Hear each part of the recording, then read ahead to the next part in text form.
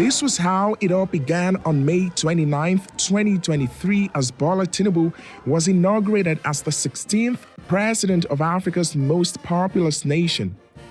Under the campaign Renewed Hope, the so-called political godfather of Lagos promised economic growth, security, job creation, food security, and inclusive leadership. But 1 year later, many Nigerians who supported him, like trader Jolly Guinea Kanwa, say his approach is flawed. That we are suffering. Tinubu should do something.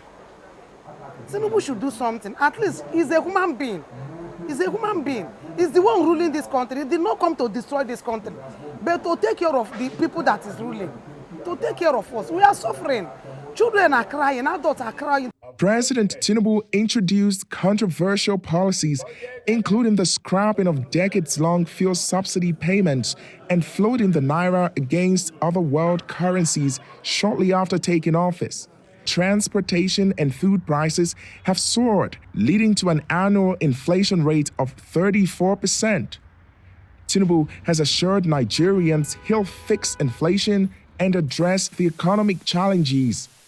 This week, the president announced free train rides for 6 months as he opened a new metro station in Abuja to mark his first year in office.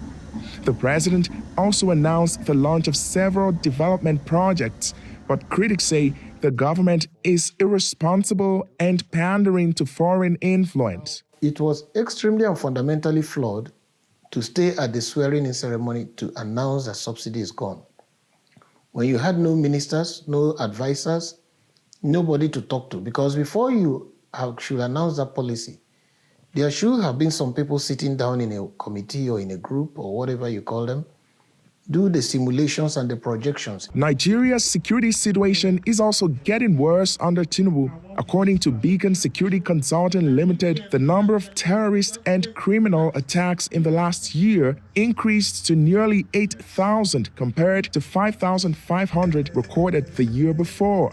Onyebere says lack of accountability is the reason the security problems have persisted. Politics is still being trumping governance, especially in security. How many of these bandits have been captured, tried, prosecuted, and sentenced for people to see?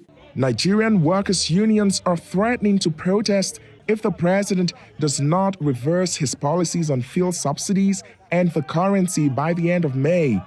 Many here say they will continue to remind the president of his campaign promises to make the country more secure and prosperous. Obiezu, VOA News, Abuja, Nigeria.